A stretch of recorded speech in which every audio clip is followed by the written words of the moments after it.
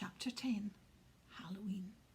Malfoy couldn't believe his eyes when he saw that Harry and Ron were still at Hogwarts the next day, looking tired but perfectly cheerful. Indeed, by next morning, Harry and Ron thought that meeting the three-headed dog had been an excellent adventure, and they were quite keen to have another one. In the meantime, Harry filled Ron in about the package that seemed to have been moved from Gringotts to Hogwarts, and they spent a lot of time wondering what could possibly need such heavy protection. It's either really valuable or really dangerous, said Ron. Or both, said Harry. But all they knew for sure about the mysterious object was that it was about 2 inches long. They didn't have much chance of guessing what it was without further clues. Neither Neville nor Hermione showed the slightest interest in what lay underneath the dog and the trapdoor. All Neville cared about was never going near that dog again. Hermione was now refusing to speak to Harry and Ron, but she was such a bossy know-all that they saw this as an added bonus. All they really wanted now was a way of getting back at Malfoy, and to their great delight, just such a thing arrived with the post about a week later. As the owls flooded into the Great Hall as usual, everyone's attention was caught at once by a long, thin package carried by 6 large screech owls. Harry was just as interested as everyone else to see what was in this large parcel, and was amazed when the owl soared down and dropped it right in front of him, knocking his beak into the floor. They had hardly fluttered out of the way when another owl dropped a letter on top of the parcel. Harry ripped open the letter first, which was lucky because it said, "Do not open the parcel at the table. It contains your new Nimbus 2000, but I don't want everybody knowing that you've got a broomstick, or they'll all want one.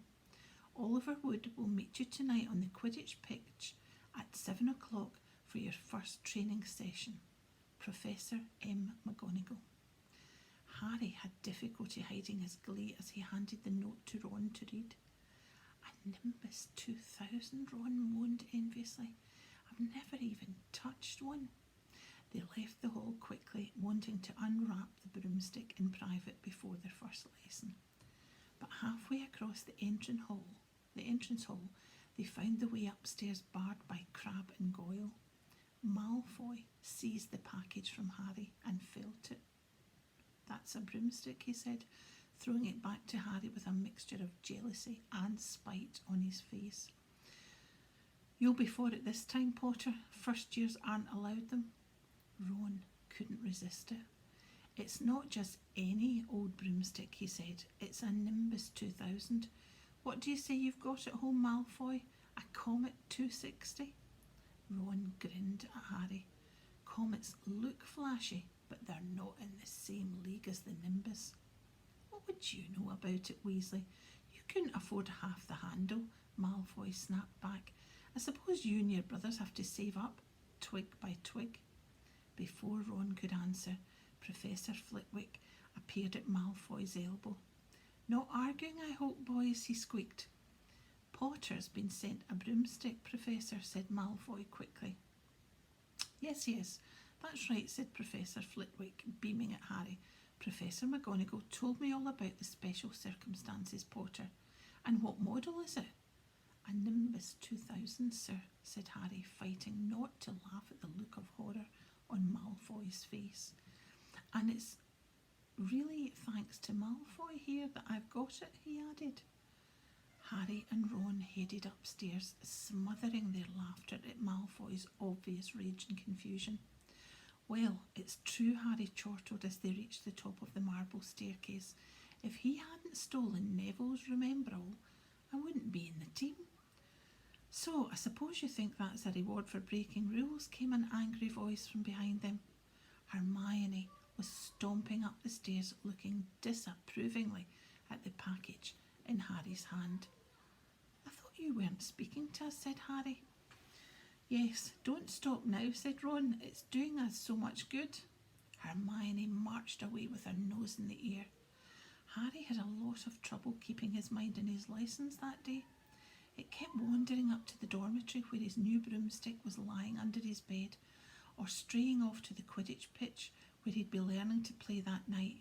He bolted his dinner that evening without noticing what he was eating, and then rushed upstairs with Ron to unwrap the Nimbus 2000 at last. Wow, Ron sighed as the broomstick rolled onto Harry's bedspread. Even Harry, who knew nothing about the different brooms, thought it looked wonderful, sleek and shiny, with a mahogany handle. It had a long, neat tail of straight twigs and Nimbus 2000 written in gold near the top. As 7 o'clock drew nearer, Harry left the castle and set off towards the Quidditch pitch in the dusk. He'd never been inside the stadium before. Hundreds of seats were raised in stands around the pitch so that the spectators were high enough to see what was going on. At either end of the pitch there were 3 golden poles with hoops on the end. They reminding Harry of the little plastic sticks Muggle children blew bubbles through, except that they were 50 feet high.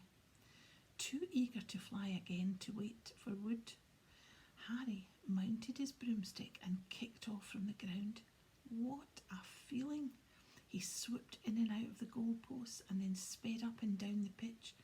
The Nimbus 2000 turned whenever he wanted at his lightest touch. "Hey, Potter, come down." Oliver Wood had arrived. He was carrying a large wooden crate under his arm. Harry landed next to him. "Very nice," said Wood, his eyes glinting. "I see what McGonagall meant. You really are a natural. I'm just going to teach you the rules this evening, and then you'll be joining team practice 3 times a week." He opened the crate. Inside were 4 different size balls. "Right," said Wood. "Now Quidditch is easy enough to understand, even if it's not too easy to play. There are 7 players on each side. 3 of them are called chasers." 3 chasers, Harry repeated as Wood took out a bright red ball about the size of a football. "This ball's called the quaffle," said Wood. "The chasers throw the quaffle to each other and try to get it through one of the hoops to score a goal. 10 points every time the quaffle goes through one of the hoops. Follow me?" "The chasers throw the quaffle and put it through the hoops to score," Harry recited. "So that's sort of like basketball on broomsticks with 6 hoops, isn't it?" "What's basketball?" said Wood curiously. "Never mind," said Harry quickly. "Now there's another player on each side who's called the keeper. I'm keeper for Gryffindor. I have to fly around our hoops and stop the other team from scoring." 3 chasers, 1 keeper," said Harry, who was determined to remember it all.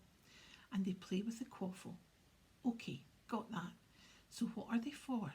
He pointed at the 3 balls left inside the box. "I'll show you now," said Wood. "Take this." He handed Harry a small club, a bit like a rounder's bat. "I'm going to show you what the bludgers do," Wood said.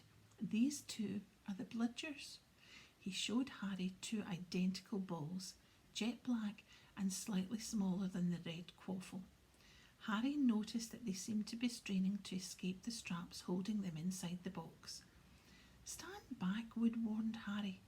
He bent down and freed one of the bludgers. At once the black ball rose high in the air and then pelted straight at Harry's face. Harry swung it with the bat to stop it breaking his nose and sent it zigzagging away into the air. It zoomed around their heads and then shot at Wood, who dived on top of it and managed to pin it to the ground. "See?" Wood panted, forcing the struggling bludger back into the crate and strapping it down safely. The bludgers rocket around trying to knock players off their brooms. That's why you have 2 beaters on each team. The Weasley twins are ours. It's their job to protect their sides from the bludgers and try and knock them towards the other team. So, think you've got all that? 3 chasers try and score with the quaffle. The keeper guards the goalposts. The beaters keep the bludgers away from their team," Harry reeled off. "Very good," said Wood.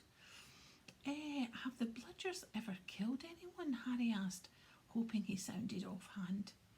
Never at Hogwarts. We've had a couple of broken jaws, but nothing worse than that. Now, the last member of the team is the Seeker. That's you, and you don't have to worry about the Quaffle or the Bludgers, unless they crack my head open. Don't worry, the Weasleys are more than a match for the Bludgers. I mean, they're like a pair of human Bludgers themselves. Wood reached into the crate and took out the fourth and last ball. Compared with the Quaffle and the Bludgers, it was tiny, about the size of a large walnut. It was bright gold and had little fluttering silver wings. This, said Wood, is the golden snitch, and it's the most important ball of the lot. It's very hard to catch because it's so fast and difficult to see. It's the Seeker's job to catch it. You've got to weave in and out of the chasers, beaters, bludgers and Quaffle to get it before the other team's Seeker, because whichever Seeker catches the snitch wins his team an extra 150 points. So they nearly always win. That's why Seekers get fouled so much. A game of Quidditch only ends when the snitch is caught, so it can go on for ages. I think the record is 3 months. They had to keep on bringing substitutes on so the players could get some sleep. Well, that's it.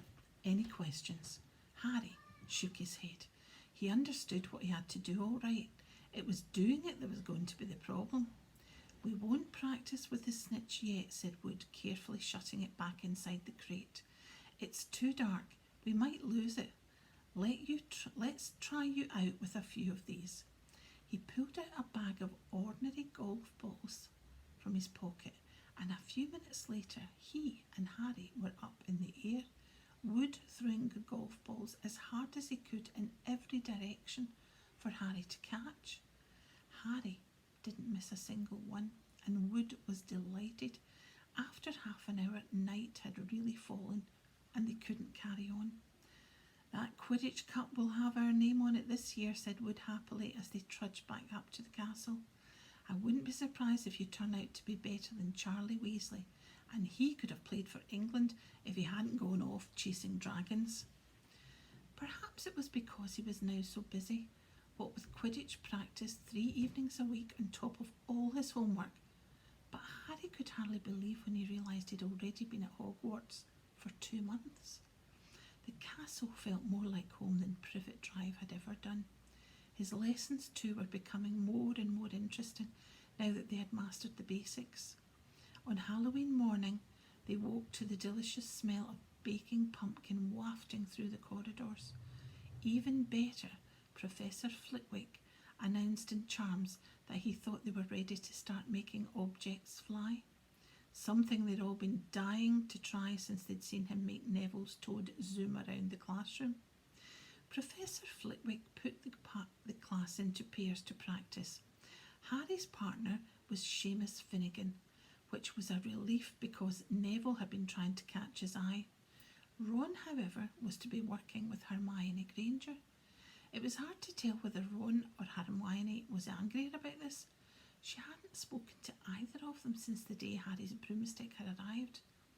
Now, don't forget that nice wrist movement we've been practicing, squeaked Professor Flitwick, perched on top of his pile of books as usual. Swish and flick, remember? Swish and flick. Remember, swish and flick. And saying the magic words properly is very important too. Never forget Wizard Barufio, who said s instead of f, and found himself on the floor with a buffalo on his chest. It was very difficult. Harry and Seamus swished and flicked, but the feather they were supposed to be sending skywards just lay in the desktop.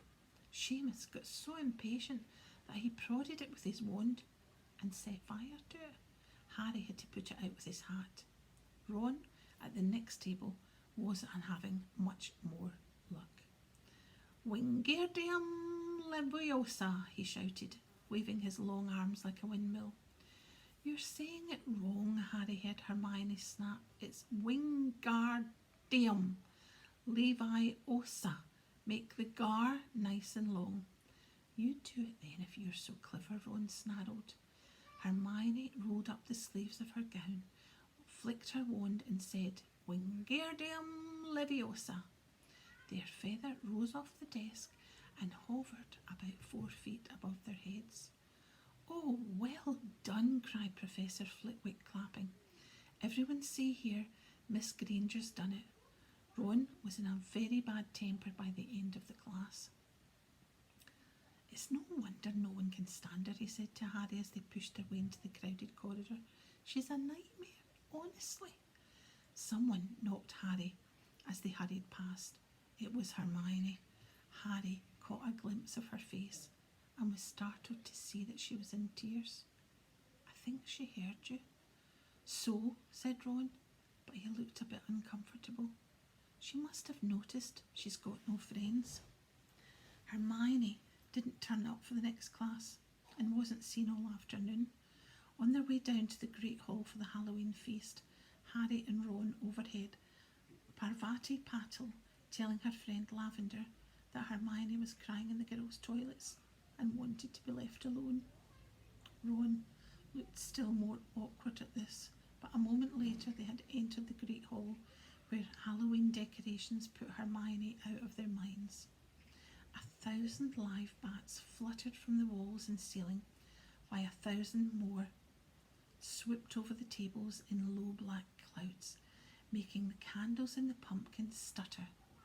The feast appeared suddenly on the golden plates as it had at the start of term banquet. Harry was just helping himself to a jacket potato when Professor Quirrell came sprinting into the hall, his turban askew and terror on his face. Everyone stared as he reached Professor Dumbledore's chair, slumped against the table and gasped, Troll! In the dungeons! Thought you ought to know. He then sank to the floor in a dead faint.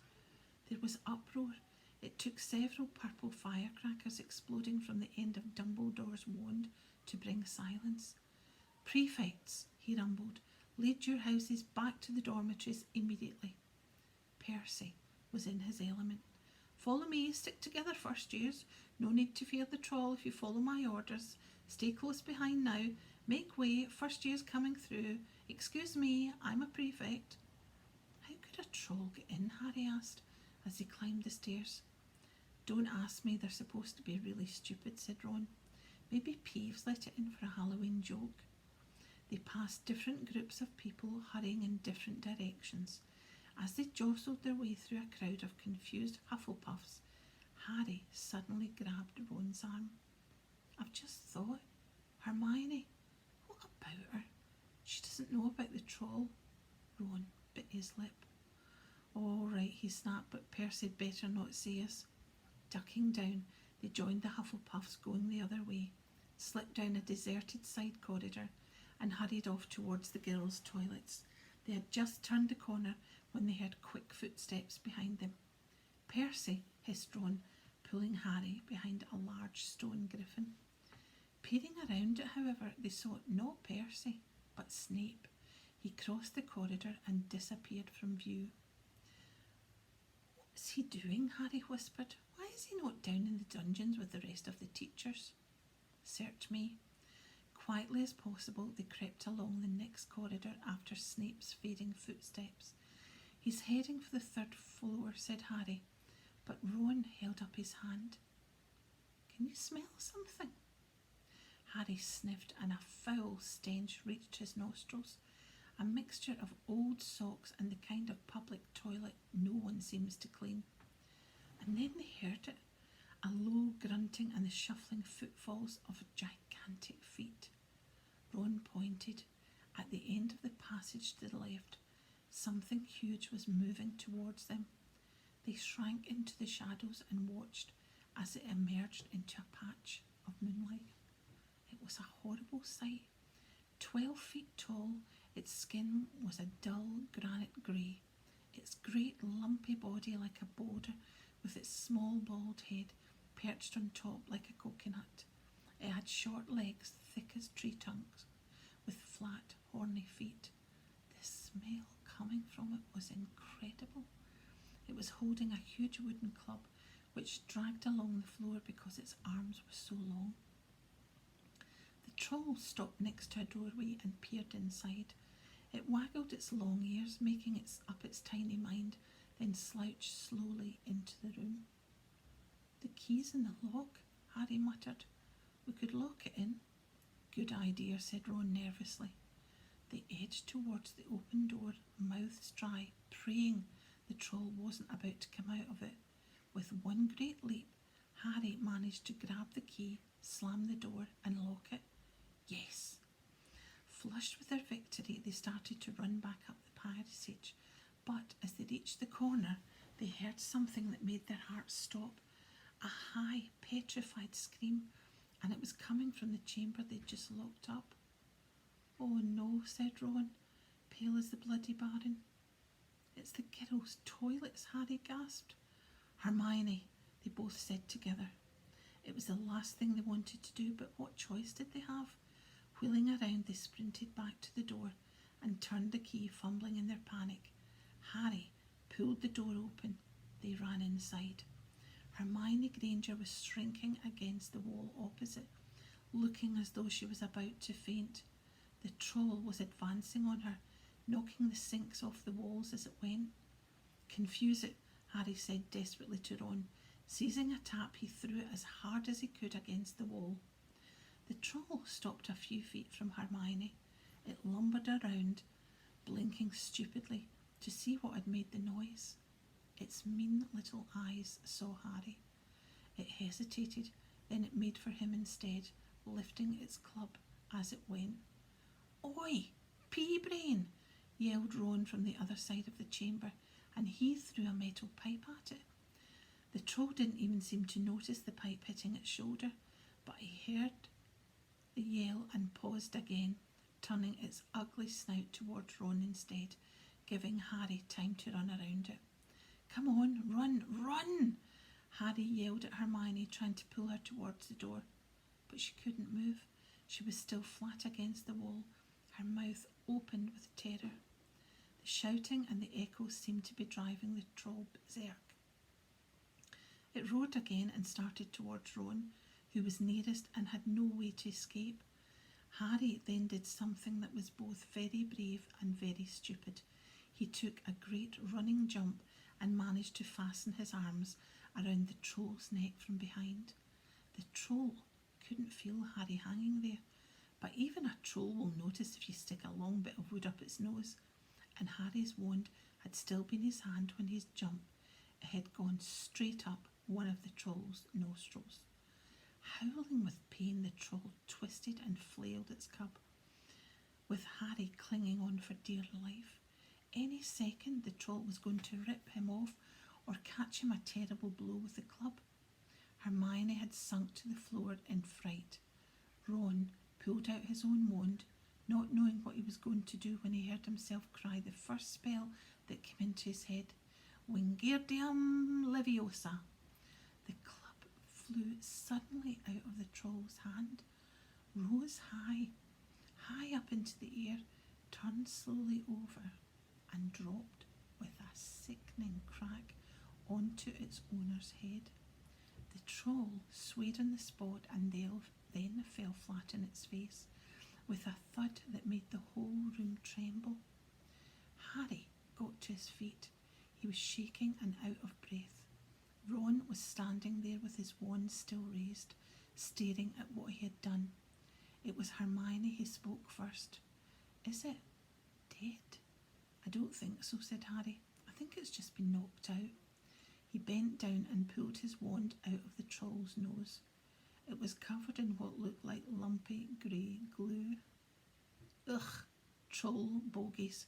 He wiped it on the troll's trousers.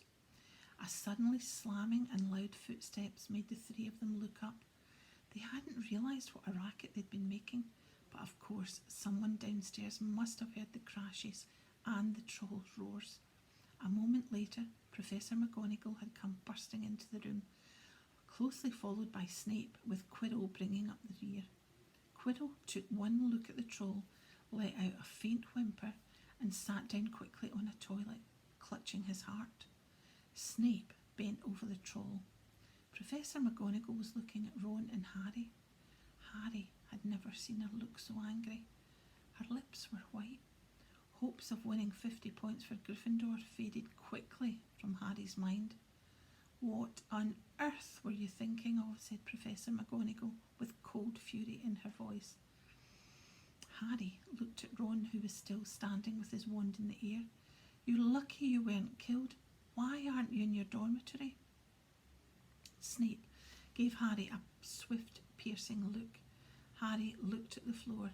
He wished Ron would put his wand down. Then a small voice came out of the shadows. "Please, Professor McGonagall, they were looking for me." "Miss Granger." Hermione had at last managed to get to her feet. "I went looking for the troll because I thought I could deal with it on my own. You know, because I've read all about them." Ron dropped his wand. Hermione Granger telling a downright lie to a teacher? "If they hadn't found me, I'd be dead now." Harry stuck his wand up its nose and Ron knocked it out with his own club. "They didn't have time to come and fetch anyone. It was about to finish me off when they arrived." Harry and Ron tried to look as though this story wasn't new to them. "Well, in that case," said Professor McGonagall, staring at the three of them, "Miss Granger, you foolish girl, how could you think of tackling a mountain troll on your own?" Hermione hung her head. Harry was speechless. Hermione was the last person to do anything against the rules. And yet, here she was, pretending that she had, to get them out of trouble. It was as if Snape had started handing out sweets. "Miss Granger, 5 points will be taken from Gryffindor for this," said Professor McGonagall. "I'm very disappointed in you. If you're not hurt at all, you'd better go off to Gryffindor Tower. Students are finishing the feast in their houses." Hermione left. Professor McGonagall turned to Harry and Ron. "Well, I still say you were lucky, but not many first years could have taken on a full-grown mountain troll. You each win Gryffindor 5 points. Professor Dumbledore will be informed of this. You may go." They hurried out of the chamber and didn't speak at all until they'd climbed 2 floors up. It was a relief to be away from the smell of the troll, quite apart from anything else. "We should have got more than 10 points, Ron grumbled. 5, you mean, once she's taken off Hermione's?" "Good of her to get us out of trouble like that," Ron admitted. "Mind you, we did save her." "She might not have needed saving if we hadn't locked the thing in with her," Harry reminded him. They reached the portrait of the fat lady. "Pig Snout," they said, and entered. The common room was packed and noisy. Everyone was eating the food that had been sent up. Hermione, however, stood by the door, waiting for them. There was a very embarrassed pause. Then, none of them looking at each other, they all said thanks and hurried off to get plates. But from that moment on, Hermione Granger became their friend. There are some things you can't share without liking each other, and knocking out a 12-foot mountain troll is one of them.